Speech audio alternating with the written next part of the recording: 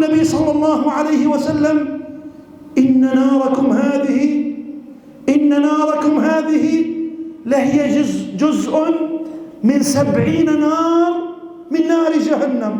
يا الله، إن ناركم هذه التي توقدون في الدنيا، إن ناركم هذه لهي جزء واحد من 70 جزء من نار جهنم.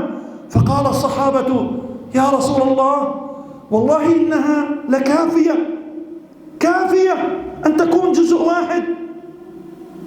قال النبي: ولكنها فضلت عليها ب69 جزء كلها مثل حرها. الله أكبر، الله أكبر.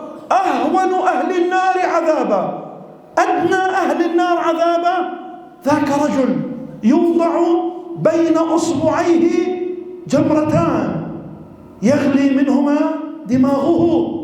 رب سلم، رب سلم.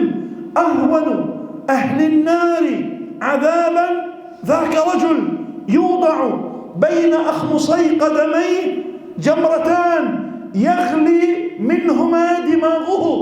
يقول النبي صلى الله عليه وسلم، والحديث في الصحيح من رواية أبي سعيد الخدري: أبو طالب في ضحضاح من نار. أبو طالب الذي ساعد النبي، الذي حمى النبي، الذي ذب عن عرض النبي، في النار.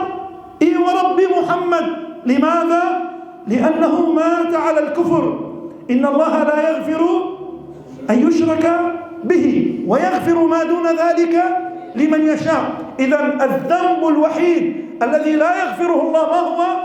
الموت على الشرك، الموت على الشرك. وإلا إذا تاب المرء من شركه وآمن بالله ربا يقبله الله. ولكن الذنب الوحيد الذي لا يغفره الله هو الموت على الكفر، الموت على الشرك، الموت على الردة. إن الله لا يغفر أن يشرك به ويغفر ما دون ذلك لمن يشاء.